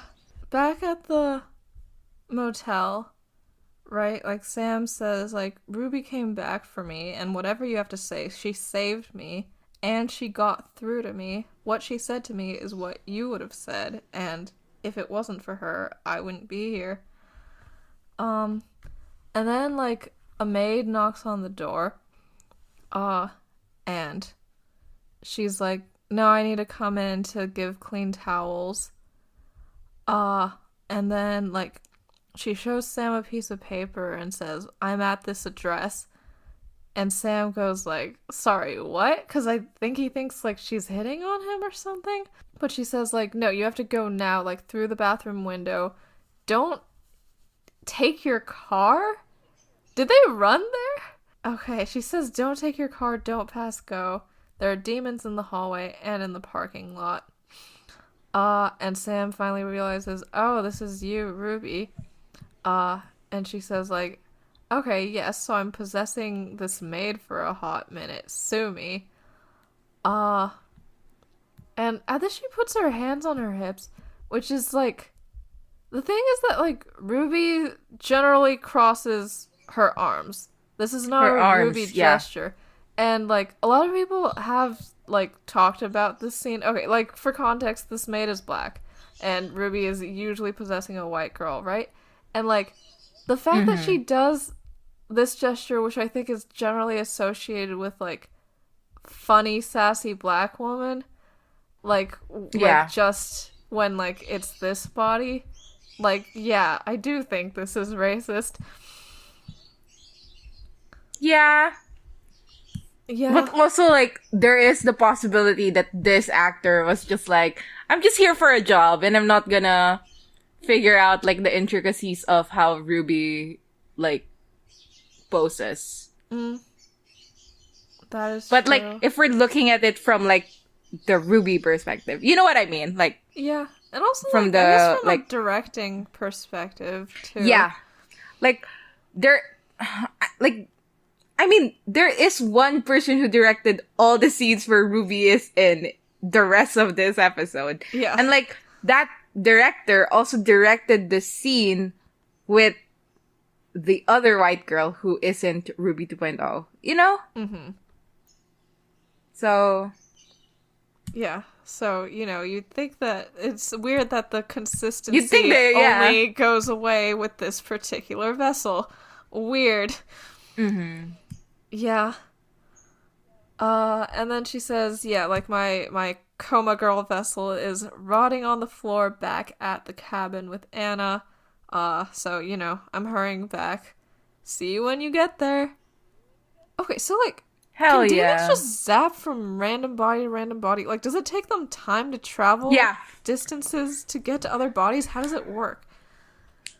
I think it does. I think it does take time. Because, like, the physical movement of the smoke, like, that's a thing. That's true. We see it come out of vents and shit. Like, yeah. Do they fly like birds? Like, how do they do it? I don't know. I think they just smoke out. It's literally just like air. But, like, they have to be able to control the direction. I mean, you know what I fucking mean. Okay. It's sentient air, okay? Okay. Alright. Got it. Yeah. There are nerve endings in this, clump of air. Mm-hmm. Coolio. But, specifically, it's, like, fascinating how, like, demons just, like, jump around and angels have to do the whole asking thing. Yeah, but also, like, where are they before they ask? Like, do they land on a particular part of Earth and then they have to, like, also, like, fly their spirits around until they find a willing vessel? That's what's interesting about season 9. Like, when the angels fall, it's like, what does that mean? Because it also means they can't teleport. Because they lose their wings. Right, so, like, are they, like, little sentient spirits crawling around on the floor until they get a willing vessel? Yeah. Exactly. Yeah. They go to the cabin that Ruby is talking about. And Ruby is there, greets them.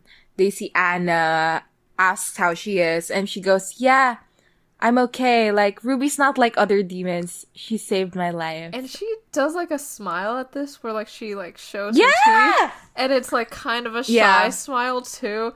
And it's like, wow. Girl. Lesbians. Yeah. For the win. They literally fell in love in this cabin. Yeah. I know it in my heart. Yeah. Yeah. And Dean is like, yeah, I hear that she does that, I guess. And like turns to Ruby, and Ruby's like, what? And he goes like, well, I guess I owe you now. And I just wanted, and like he's having such a difficult time to get his words out. Ruby goes, don't strain yourself. And then he goes like, well, okay then, is the moment over? Yeah. And then goes like, oh, that was awkward. Yeah. I mean, this is fine by me. Like, I know I kept on saying Dean is so annoying, but like this scene, I think this is how he would do it. Yeah. Yeah. And if this was like the end of it, if like Dean was just nice to Ruby for the rest of the season, I'd be like, not even nice. Not even nice in a like, like outwardly nice. If it's just this kind of awkward, like, no, like you helped us out and appreciate that. Like that would be really great. Yeah. Really fun, but alas, that's not what happens. Yeah. Yeah. He does kill her. Anna asks again about her parents. And this is when Sam finally reveals. Well, he just goes, your parents, and Anna like goes, what about them? And Sam just goes, I'm sorry. And Anna starts freaking out. She's like, why is this happening to me? And it's a whole, she's very distressed. Yeah, she's crying and clutching her head. And Anna, like, just perks up a bit and perks up in a, like, pays attention and goes, they're coming. And, like, Sam goes and takes Anna, like, somewhere off the back. And Ruby asks for the knife, and Dean is like, well, I don't have it. So, and, like, Ruby is like, I mean, we've seen what Ruby is like the last time they lost something. Yeah. Like, when they lost the cult, Ruby was like, you guys are fucking imbeciles. Yeah. Like, she was like, not even that. Like, that's nothing compared to what she said. Like, she was so fucking ruthless, and Dean immediately goes like, it's not my fault. Which I found so funny. And Sam was like, okay, great. Thanks a lot. Yeah. Yeah. And Ruby is, upset at this, and the doors bust open. Fuck yeah. And who is it? It's but Castiel and Uriel. God, they're the dynamic duo for fucking real. Yeah. Yeah. Like, they look great. They should have like a dramatic pose for when they appear places in the future. Like they show up and it's like, like, I don't, when Cass showed up, for some reason, my head, like, I knew that he was gonna show up. Like, when the door started rattling, I was like, oh yeah, this is when Cass shows up. And like, a part of me was kind of surprised because I thought, like, it was gonna be next episode.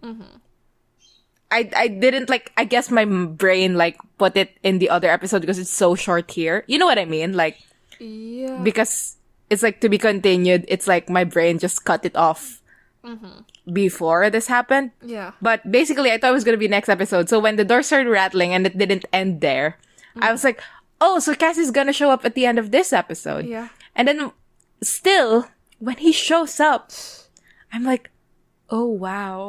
Like, I was, like, mesmerized. It literally is the Castiel fucking effect. Yeah. It does something to you.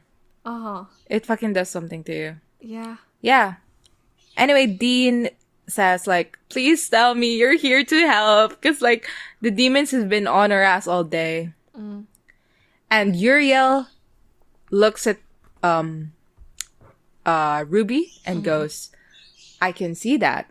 Can you explain why you have that stain in your room? Which I love, like, because, like, for humans it's mud monkeys, and then for demons it's, like, stains. So, like, there's the uncleanliness imagery in both, right? But, like, a stain is, like an unsubstantial, like, leftover thing, right? And I really like the idea of, like, a demon as, like the leftover human, of, like, a person. Yeah. Yeah. Anyway, Castiel speaks up, like, and says, we're here for Anna. And Dean asks him to clarify. He goes, here for her, like, here for her? Which here for her? Like, emotionally. Like, emotionally, are you gonna give her advice about her dead parents? We here for you. Do you even remember that from Succession? Yes, I never watched that episode, but I watched that clip on Tumblr, and I was like, maybe Succession is a good show. We here for you.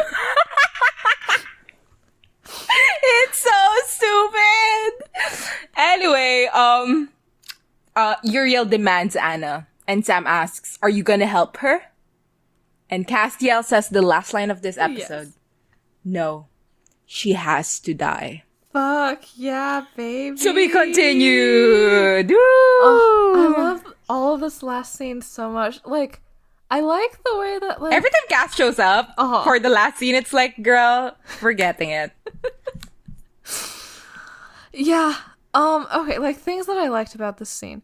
The way that it sort of parallels Ruby showing up, but like Sam's whole, like, are you gonna help her? Like, his face is way more closed off than Dean's, and, like, he's way less trusting of the angels, whereas Dean immediately is like, oh, thank God you guys are here to help. And I feel like it's very, like, similar to, like, the way, like, they reacted to Ruby in the bar, but opposites. And also, I fucking love Cass's, like, no, she has to die. Because, like, I feel like certain brands of villains, like, in response to, are you gonna help her? They would, like, say something that's like, oh yeah, we're helping her, but, like, in a, like, way that makes it clear that they're not. But, like, Cass is, like, fully, like, no, like, I know that the thing I'm about to do here is not going to help her, and I don't plan on hiding this. Like, the thing that we're doing is going to hurt her, and we are going to kill her. I know it's just to end the episode on, like, a note, dramatic note, like, dramatic or whatever, but, like that is so Cass of him. And also, I feel like he knows that if he voices it like that, like, they're gonna try to stop them.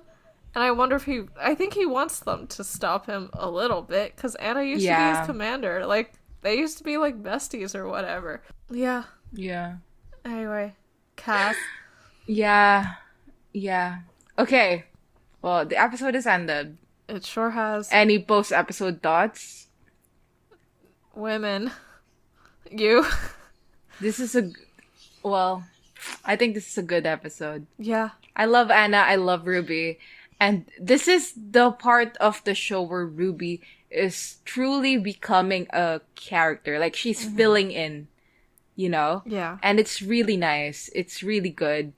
And, like, looking ahead for what's to come for her, it's like, oh, I'm so excited for the rest of this season to play out. Yeah. Actually, I have another thing, which is, like, in, like, 402, like, she, like, told Sam, like, there are angels involved. Like, no, I'm fucking out of here. I'm out, yeah. Like, but the fact that, like, this, she doesn't run with Anna, like, in this last scene. Like, she stands her ground to fight with them. And I think that's so nice of her. Yeah. Like, and she flashes her eyes at them, like, nice-ies. when they appear. And, like, I know they would be able to tell she was a demon immediately, but the fact that she is immediately like, hello, I am a demon, like, despite being so scared of what angels would do to demons specifically, like, yay. Go Ruby. Yeah. Well, best line, worst line. I would say, I was looking for a best line and a worst line, and I was scrolling through the transcript. And there's a line where Sam says, this is above my pay grade. And I was scrolling, like, quite fast, and I read it as, this is above my gay pride. It literally is above his gay pride. And that's the best line of the episode.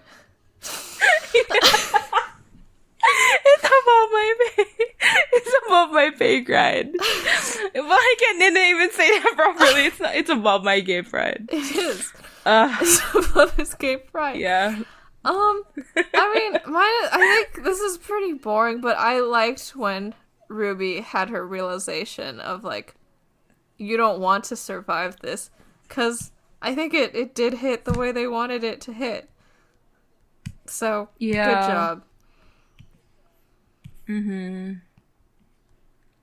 I think my best line is, Ruby's not like other demons, she saved my life.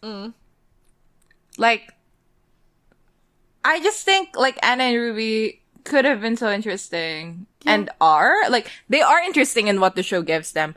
And it could have been even more interesting. And, like, the fact that it's like, I don't know, like, I mean, the whole, like, not like other demons situation is like, well, I don't want to get into it, but you know what I mean, right? Yeah. Like, you normally don't hear the sentence, not like other blanks, and go, oh, I like this. Yeah. Yeah. But, like, here, it's not about, like, the thing that is being said. It's about the fact that they're getting along, and it's like, they have that kind of bond of, like, like, the initial fear, and it's like, whatever. I don't know. Now that I'm saying this, I'm realizing that, like, this is, like, the thing that we hate about Dean. It's like, oh, save your life, blah, blah, blah. True. And it's like the realization is a good person. Yeah. But I think it's, I don't know. I do like it still. Like, when she said it, and she said it with that kind of smile, I was like, aww. Yeah. I mean, yeah. I mean, they would be a slow burn if they were anything, so I feel like by the time the slow burn ended, that initial dynamic would be eroded, especially because Anna would be an angel again by that point. Yeah. It would be sort of just like once she regained her, like, angel memory. I don't know how anti-demon, like, Anna the angel is in general, but I feel like if she is pretty anti-demon, like, once she regains her memories, like, the spark of, like, Ruby saving her life would be, like, what causes her to start questioning that aspect of her training, even though she's already questioned a lot of aspects of her training before. And then eventually they meet back up, and then they make out. Yeah. What's your worst line? Mine is when Dean calls Ruby a hell bitch. I don't like that. That was also my first thought. So, when's the other time he's mean to... Yeah, he also calls her a manipulative bitch, but that's not as bad as hell bitch. And she is manipulative, but it's fine. Yeah. Can't women do anything? Yeah. Exactly. Well, spread those sheets, baby. Alright, Babpod stats. Okay. We have... misogyny, I'd say probably a 1 at the most. Yeah. Yeah, just for... misogyny? Yeah, for misogyny. Just for... Well, Dean's always awful to Ruby. Every time Ruby shows up and Dean is also there, like, there is misogyny. That is how it goes. Racism, I'd say 1 for the maid. 1 as well, yeah. Yeah. And then, for homophobia, was there any of that? No, I don't think so. And despite people being forced into the closet multiple times, we have 0 homophobia. Hell yeah. Hell yeah. Okay, IMDb. I would guess this episode is pretty high, but not that high. So I'd say 8.7. Okay, yeah, I feel like that seems appropriate. I like this episode a lot, but I don't know if I want to go 8.8 or not. Oh, you know what? Let's do it. Let's live our lives with hope and trust in our hearts. I'm gonna go 8.8. Okay. Let's see. Oh my god, it's an 8.6. You went the wrong direction. Well, I should not live my life with trust and hope in my heart. No, yeah, probably. Bro, this one says, like, when it comes to acting, this episode is a huge treat. Misha Collins returns, delivering yet another great performance. He had like, 2 which is so lines. funny to me. He was there for 2 seconds. He was there for 5 seconds at the most. Yeah, like, I think maybe you just want Misha Collins carnally. The season of highs and lows. I absolutely cannot stand the actress who plays Ruby. Her delivery is wooden, everything else awesome. Yeah, that's valid. Yeah. Someone says that Anna Milton's last name might come from John Milton. It's John Milton, yeah. Is possible. That's fun. Yeah. I did read Paradise Lost. At least I tried to while I was in the middle of my supernatural obsession era. Uh-huh. Yeah. How did it go? Pretty slay. Okay. They mentioned perdition once, and I was like, OMG, just like Castiel. Just like Castiel. I didn't finish it, though. It was a bit. That Anna's actress is good, but I think she could have been better. What did she do wrong? Interesting. I don't think that's true. I feel like she did a good job. This one Bro, what the fuck? Are you looking at the 7 out of 10? One that says the erotic scene with Dean and Anna is forced. I think you're reviewing the wrong episode there, buddy. I know. I laughed so and it's hard. clearly added because of Destiel being a thing.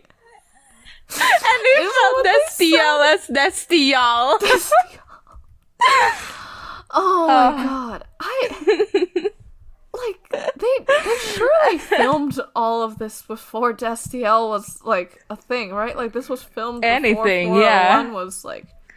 Bro, there's one, rating that's, like, for Jensen Ackles' performance, but it's for the last scene of the next episode. Yeah. Okay, the last one... Oh, this... Jesus. There's a 9 out of 10 one by H. Sab Gardner titled, "Oh, sweet lord, that redhead is gorgeous." And then the entire contents of the review are, "There isn't anything more to say. An ivory complexion and softly colored red hair is one of the classical and iconic types of beauty." And that's the entire review. 9 out of 10.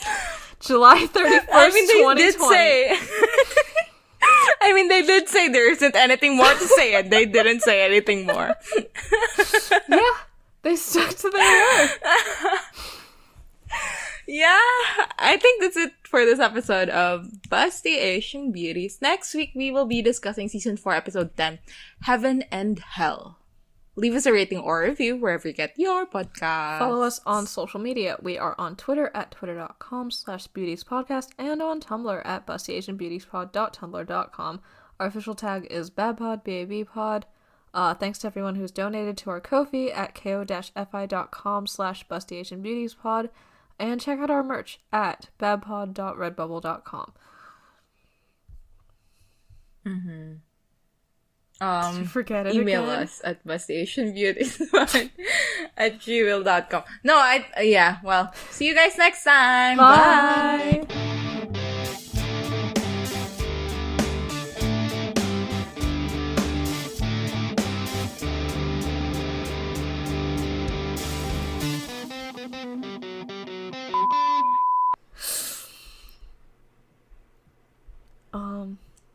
Wait, do you want... Yeah, are you taking this? You're fucking...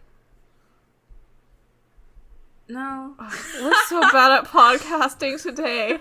Why are we so bad at podcasting today? No, for real. What is this? What are we? Like, there have been so many awkward silences. It's not good. Yeah. Ugh.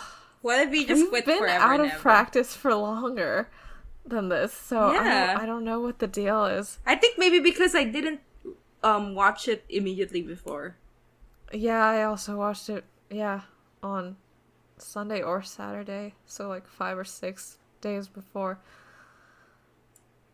Okay, let's be good at podcasting now. Who's taking the next scene? Like, what's going on in their heads? Yeah, we'll never know.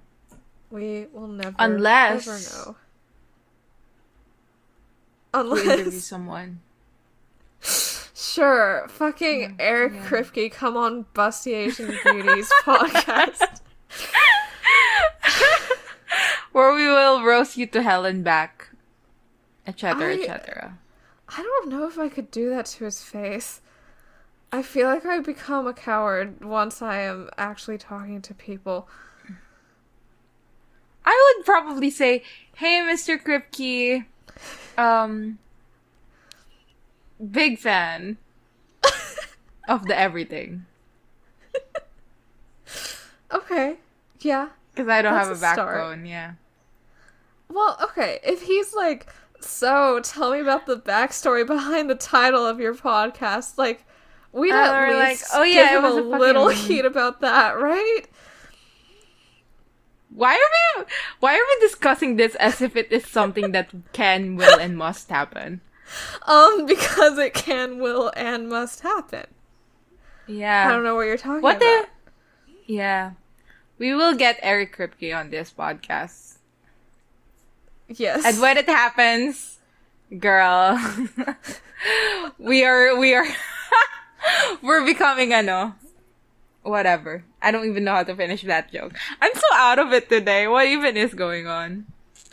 I also feel not particularly with it. I don't know what is going on.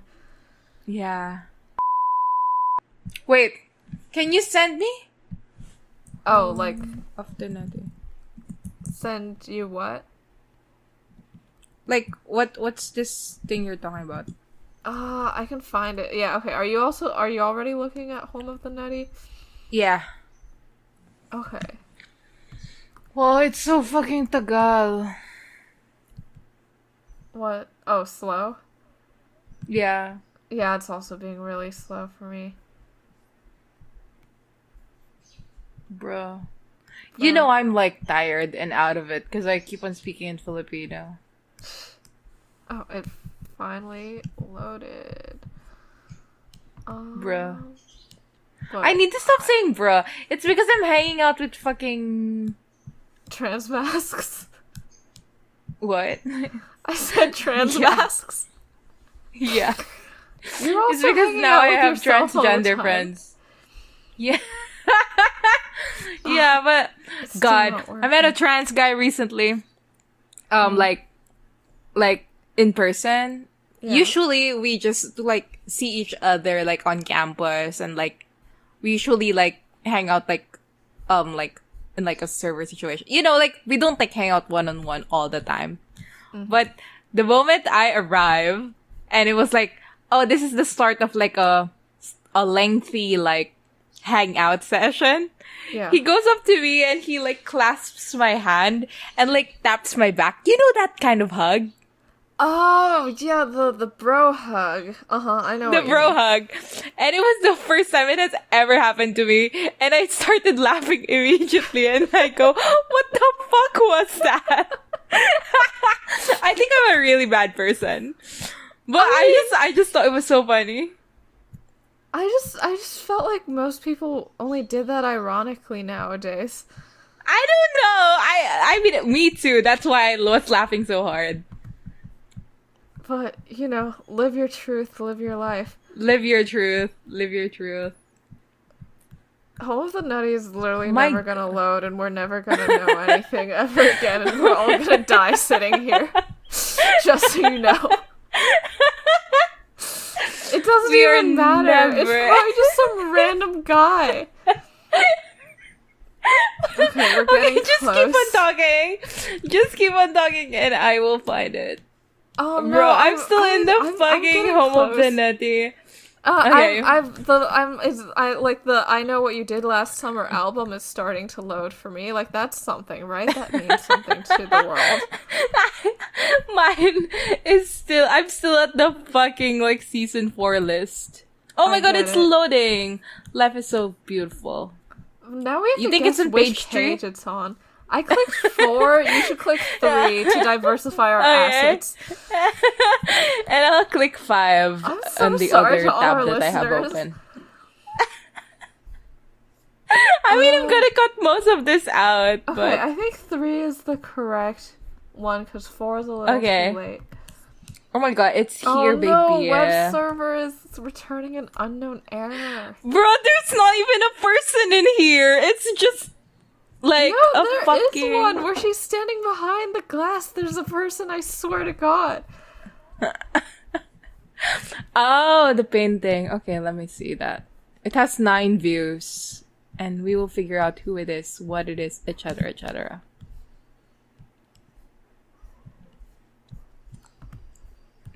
Yeah, okay. Yeah, that one. Wait, let's see. Oh my god, it's here. I think this recognize? If I was Sam Winchester, I would look at that fucking clasp at his cloak and be like, I know exactly who that is. But you are not Sam Winchester. I think is this like John the Baptist? Why not? I have no way of contradicting that. No, wait.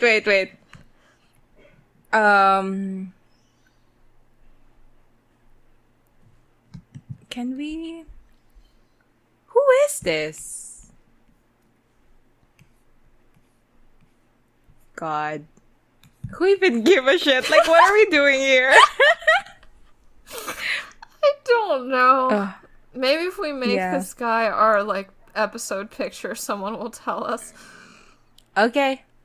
Well, somebody tell us. It seems rude to not put Anna as the episode picture, though. Yeah. Next week? That is true. Oh, wait. Let's reverse search image this with Google. I don't know if it's... Okay. Well, none of these... I'll reverse search image the clasp. How the hell did Sam just memorize, like, every fucking... Because he didn't. Because he's fictional. Yeah, that's true. Also, he's always wrong about lore. That's true. That is Except true. he's right in the world of supernatural. But he's wrong in the world of real folklore. Mm-hmm. Anyway, let's just say it's John the Baptist. Why not? Yeah. Isn't there a Doctor Who thing about weeping angels? Yes. They are one of the main monsters introduced in Blink by Stephen Moffat, unfortunately. Well, their thing is, they're like aliens that can like move super fast, but like not if you're looking at them. Like they turn into statues if you're looking at them. Bruh. So, yeah, you can't blink because each time you blink, they can get closer and kill you. I had a dream like that once, and it was the worst experience of my fucking life. Oh, yeah, no, as a middle schooler, being a Doctor Who fan was very stressful to my eye wetness health. Yeah, mine was like, if I don't smile, she can move. So like I had to smile the entire time, or else she'll come to get me. And when she gave up, she told me, "Don't worry, I'll come back." And then I woke up from the dream, and I didn't sleep for 2 days. Yeah, no, that's quite bad. Man. Yeah, I was like in 8th grade. Yeah. Truly a fascinating time. And like, I remember my roommates being like, "No, it's okay, like you can go to sleep. Like if you start like fucking screaming in your sleep, will wake you up." That's true.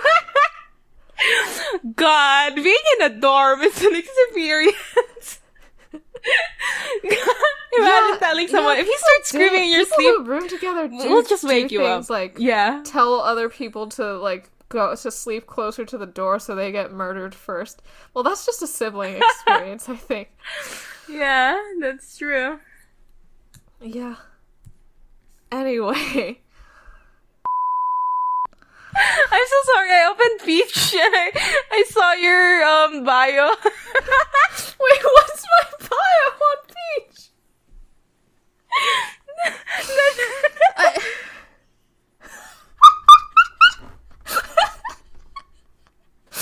I forgot that I said it to that.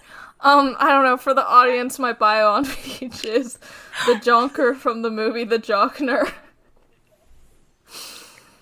Which is a Will Wood quote. I'm laughing so hard, I can't even make a sound from the laughter. Well, I'm glad that mentioned during our recordings, like, you have to edit out the sounds of me playing 2048 on my laptop, and you're on beach. It literally is the Jonker movie. I can't do this anymore. Okay, let's continue recording. Okay.